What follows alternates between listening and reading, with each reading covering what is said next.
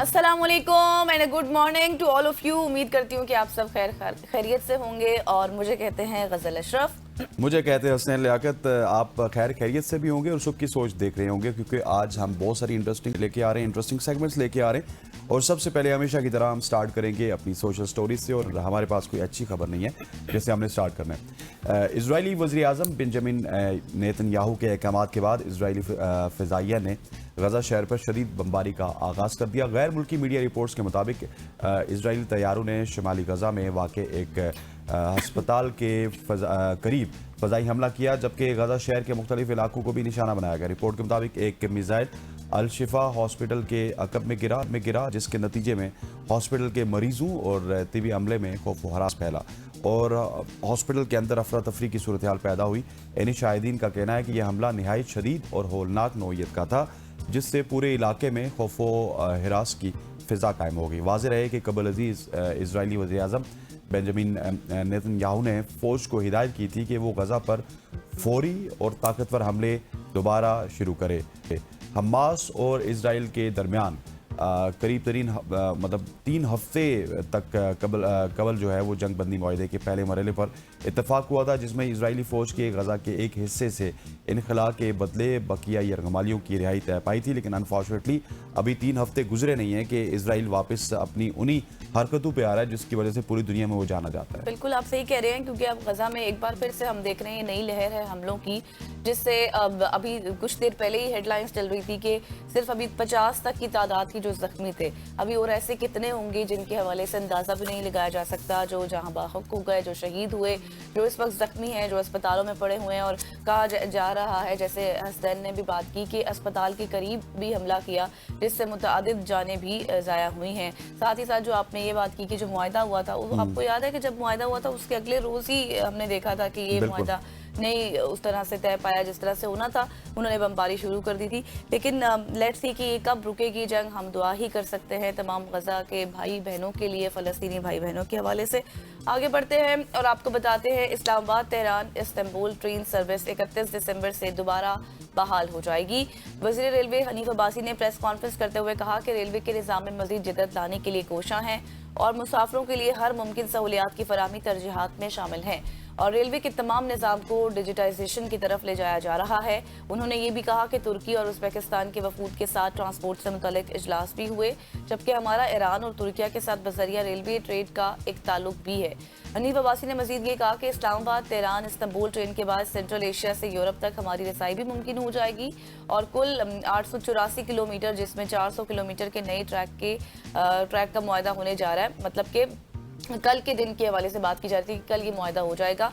और उन्होंने कहा कि चमन से कराची तक ट्रैक पर भी काम हो रहा है, जबकि स्टेशन पर कैफेटेरिया और इंटरनेट की सहूलत भी हम मुहैया करेंगे। रेलवे स्टेशन पर सफाई सुथराई के निज़ाम को भी मजीद बेहतर बनाया जाएगा। और इसके साथ साथ उन्होंने कहा कि वज़ीर आज़म शहबाज शरीफ का जो ख्वाब है उस पर काम हम कर रहे हैं। रोहरी से पेशावर ट्रैक की अपग्रेडेशन के लिए भी मजीद कोशिशें, कराची रेलवे स्टेशन पर मुसाफिरों की सहूलियात के लिए भी लाउंज बन चुके हैं, जबकि अलामा इकबाल रहमान बाबा एक्सप्रेस को भी अपग्रेड किया जाएगा। That is a very brilliant news. और अब आप देखेंगे कि हमारी ट्रेन सर्विस यहाँ से ईरान और फिर ईरान से होती हुई तुर्किया में भी आपको नज़र आएगी और इससे बड़ी क्या कहते हैं हौसला अफजा खबरें भी आएंगी, क्योंकि आपका जो सफ़र है वो आसान भी हो जाएगा, उसकी लागत भी कम आएगी। और ये जो ट्रेन का सफ़र होता है ये वैसे भी जहाज़ के सफ़र से हमेशा से कॉस्ट इफ़ेक्टिव होता है। और यहाँ से आप जब आपको पता चलेगा कि 30-40 हज़ार रुपये आप तेहरान पहुँच जाते हैं, फिर तुर्किया पहुँच जाते हैं, तो फिर दोनों ममालिक के दरमियान जो विजिटर्स हैं उनकी भी एक बड़ी खेप आपको यहाँ से तुर्किया और तुर्किया से यहाँ पर आती हुई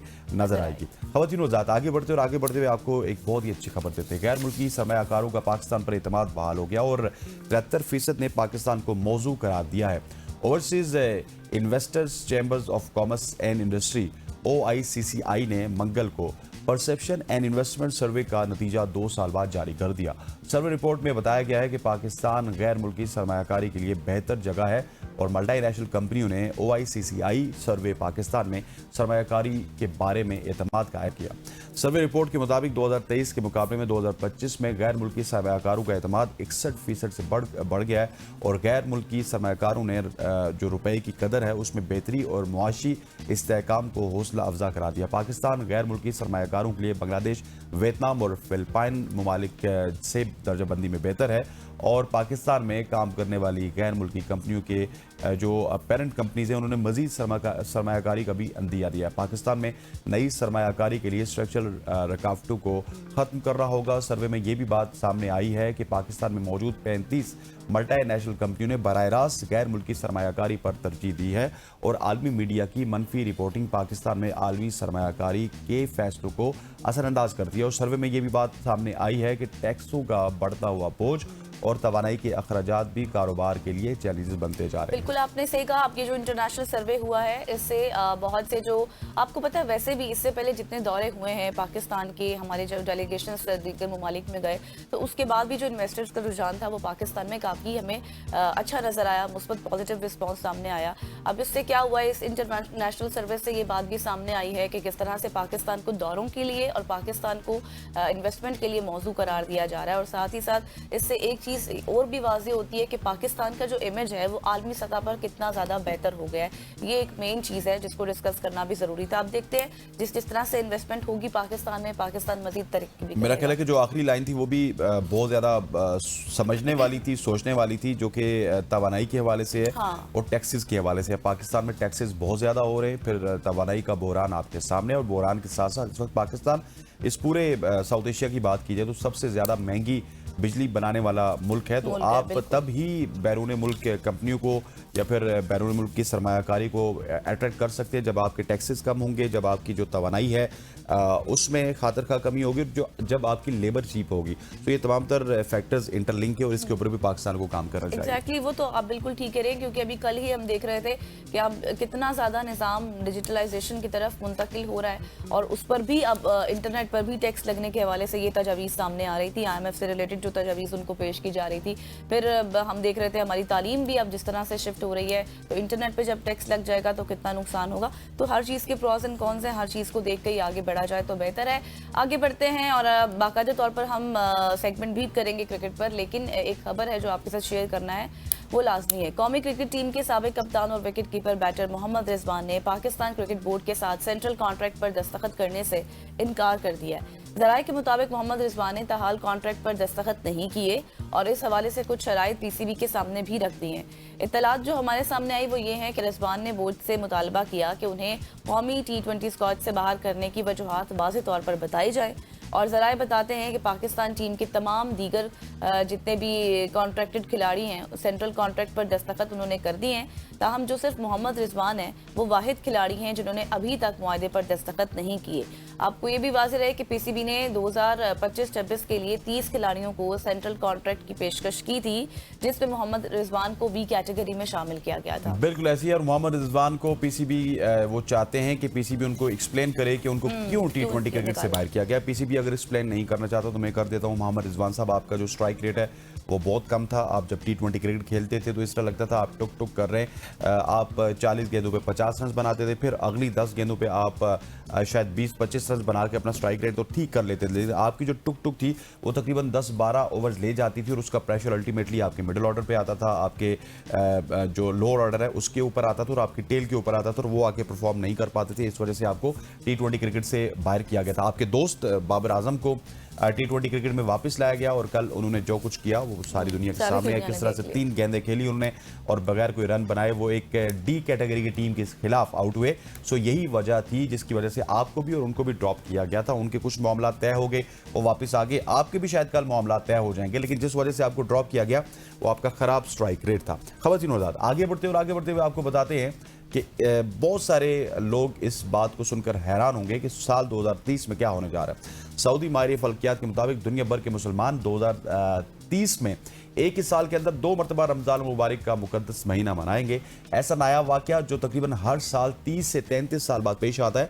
माहिरीन के मुताबिक हिजरी कैलेंडर चांद के हिसाब से बनता है, जबकि अगर ग्रेगोरियन कैलेंडर की बात की जाए तो वो सूरज के गिर्द ज़मीन के चक्कर पर मबनी होता है। इसी फ़र्क की वजह से रमज़ान कभी जल्दी और कभी देर से आता है, और हर 3 दहाइयों में ऐसा इत्तफाक होता है कि रमज़ान एक ही ग्रेगोरियन साल में दोबारा आ जाता है। और फल्कियाती अंदाज़ों के मुताबिक पहला रमज़ान 5 जनवरी 2030 के आसपास शुरू होगा, जबकि दूसरा रमज़ान 26 दिसंबर 2030 को आएगा। इसी तरह मुसलमान इस एक साल में कुल 36 रोज़े रखेंगे और एक रूहानी तौर पर मुनफरिद साल जो तारीख में यादगार बन जाएगा। ये भी बताया जा रहा है कि हिजरी साल में सिर्फ 354 या फिर 355 दिन होते हैं, इसीलिए रमज़ान ग्रेगोरियन कैलेंडर से तकरीबन 11 दिन पीछे रहता है। और इसी चक्कर के बायस ये मुकद्दस महीना हर 33 साल के बाद एक ही साल में 2 बार आता है। दिलचस्प बात यह है कि ऐसा आखिरी बार 1997 में हुआ था, और अगली बार ये मंजर 2063 में देखा जाएगा, जिस वक्त आप और मेरे से बहुत कम से लोग होंगे, बल्कि 30 में भी पता नहीं कौन होगा कौन नहीं होगा।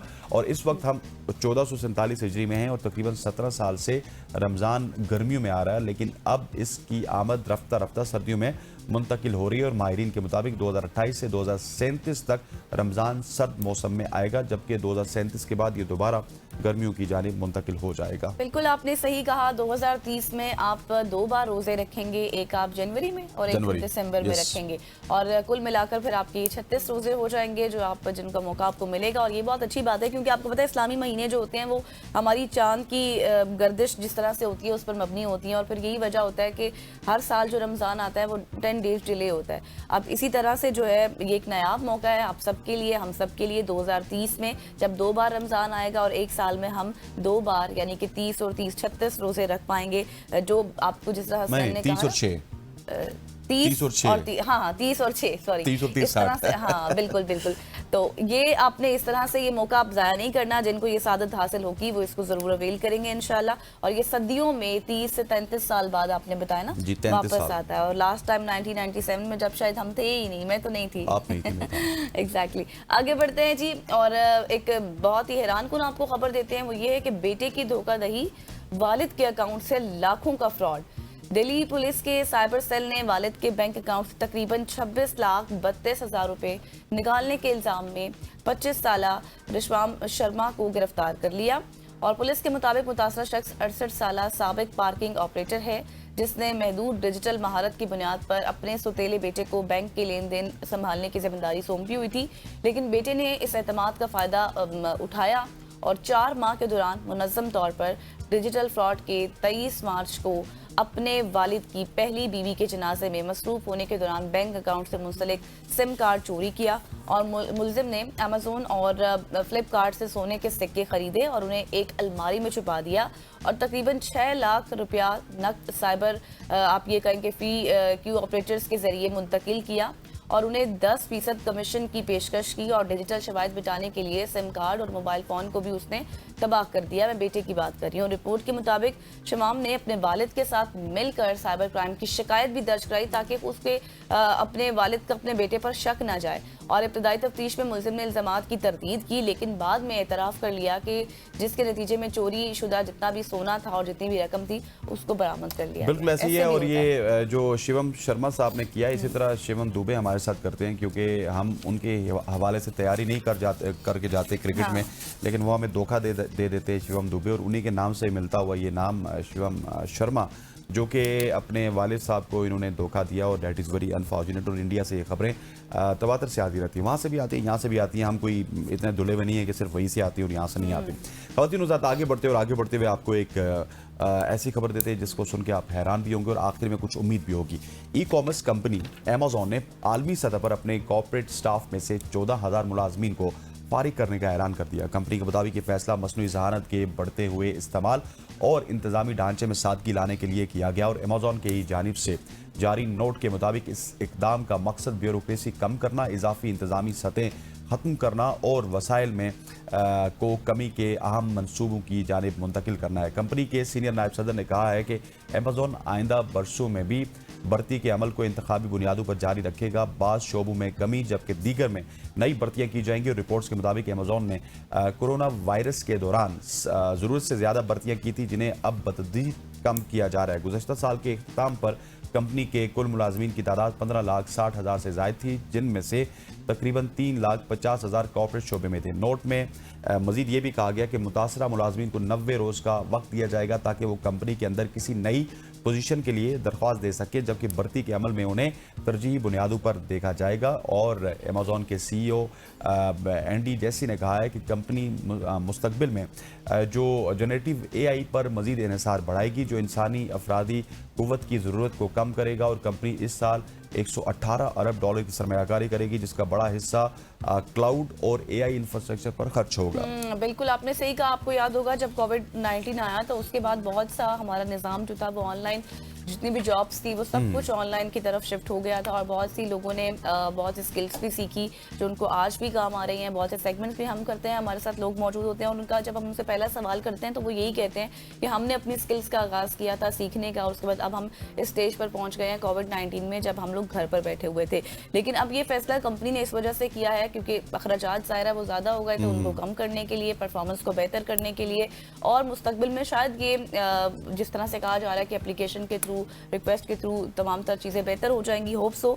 लेकिन इस कंपनी में मुख्तलिफ डिपार्टमेंट से लोग ताल्लुक़ रखते थे, कोई HR से था, कोई IT से था, किसी का ग्राफिक डिज़ाइनिंग का वर्क था, तो हर शोबे से यहाँ पर लोग ताल्लुक़ रखते थे। लेकिन ये है कि मुश्किल ज़रूर है, लेकिन एक ज़रूरी है। ज़ाहिर कंपनी ने अपनी भी चीज़ें देखनी है, उसके अकॉर्डिंग ही चलना है। लेट्स सी कि इन फ्यूचर क्या होता है। आगे आपको लिए चलते हैं स्पेन, जहाँ पर स्पेन की पुलिस ने एक ऐसे मुजरिम गिरोह को गिरफ्तार किया है जो रेस्टोरेंट से ग्राहकों के लिए रखी गई कुर्सियाँ चोरी करते थे।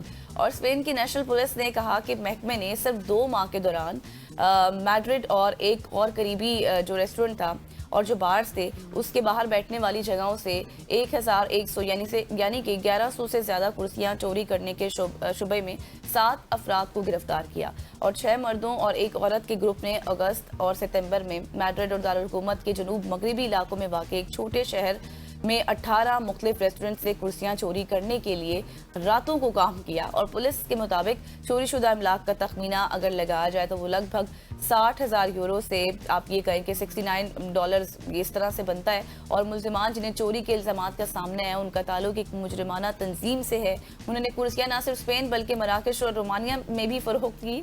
और स्पेन में बहुत से रेस्टोरेंट्स और जितने भी बार्स हैं वो रात के वक्त ज़ाहिर है आपको पता है कि वहाँ पर लोग बैठते हैं, रात के वक्त गपशप लगाते हैं, कुर्सियाँ फिर छोड़ के चले जाते हैं, जो आमतौर पर आपको पता है धात या सख्त प्लास्टिक से बनी होती हैं, उनको चोरी किया गया। बिल्कुल ऐसे काफ़ी बड़ी चोरी है जहाँ पे 66,000 यूरो और फिर 70,000 तकरीबन आपने डॉलर्स बताए उनकी चोरी की गई। उनको एक जगह से चोरी करके दूसरी जगह पे भेज भी दिया गया। और यूरोप में आपको ये बड़ी आसानी होती है। यूरोप में अगर मैं गलत नहीं हूँ तो 28 कंट्रीज़ हैं जो कि यूरोपियन कंट्रोल में आती हैं। तो आप एक जगह से अगर कोई इस तरह की चोरी करते हैं तो आपको उसको दूसरी जगह पे मुंतकिल करना भी आसान होता है और वहाँ पे जाके उसको फ़रोख्त करना भी। लेकिन अल्टीमेटली निज़ाम वहाँ का अच्छा है तो इस तरह की चोरियाँ पकड़ी भी जाती हैं और फिर रिपोर्ट भी होती हैं बादअज़ा। और हम जिस तरह आज डिस्कस करें तो कहीं ना कहीं ये रिपोर्ट हुई है, उन चोरों को पकड़ा गया और इसी वजह से ये आज जुबान ज़द-ए-आम है और मीडिया की जीनत भी है।